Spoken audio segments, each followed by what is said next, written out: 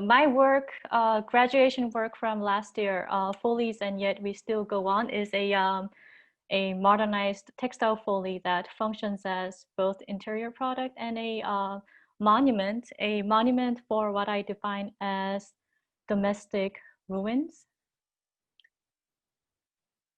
1 second, please.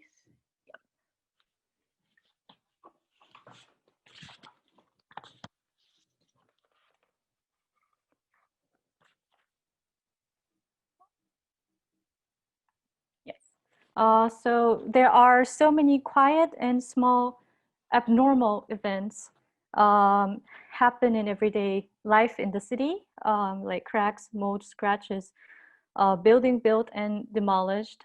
And when I look at these mundane small scale of traces of human life in the buildings, it brings me the same emotion as I was witnessing a historic ruins. For me, a ruin is not something of grandeur nor epic with a massive scale. Epic is something set up by the logic based on the political power game. I'm interested in more private emotional parts of ruin that represents people like me. So I started to define them as domestic ruins, and I started to make molds and casting from cracks in the building. And then the casting process reminded me of Follies, a fake newly built mimic of real ruins that was popular in landscape gardens in the 18th century Europe. So even if it's fake, it evokes fundamental human emotion, empathy to the beings that will decay, and the beauty of imperfection. Then I knew that I was going to make a Foley.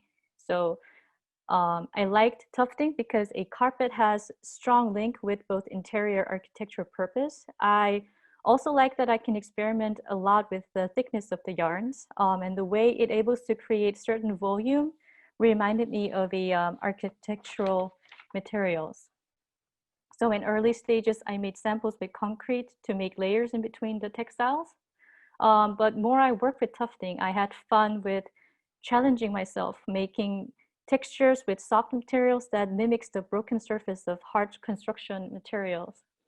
So I made lots of samples with tufting experiments with also using different kinds of yarns such as cotton or recycled plastic yarns and wools and such viscose.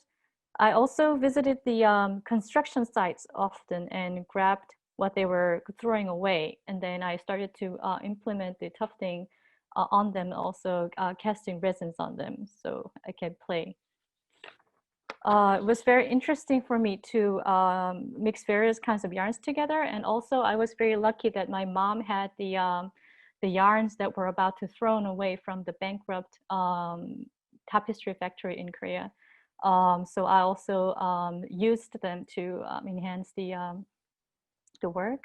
And then I decided to work step by step to make a composition, like as if I was building a building. So I tufted the strips and then I cut them off and then started to recomposition them. So I made a flock print for the base, and then I slowly decided where to make empty and where to fill them, because I also wanted to show the underneath layer, which is the floor, to integrate with the work. So the end work result was a rather modular carpet that it can be assembled and deassembled, and it could react on its surroundings. I wanted the very last layer to be visible wherever it is installed. And then it also has the height differences. So not everything is entirely flat. That is also something that I see a lot in the domestic ruins that I witnessed. So these are the details of the works that I worked with. So as you can see here, this is a different exhibition site, but I also changed the composition of it. So it also reacts on the space differently. And at the end, I wanted people to get reminded again about their daily living surroundings as if they're looking at a behind of the scene. It's usually covered, but when it's ripped apart, you see the layers of raw materials that you don't realize that it was there. So it's about appreciation and awareness that I want to keep inside me as a textile designer as long as possible. That was my presentation. Thank you.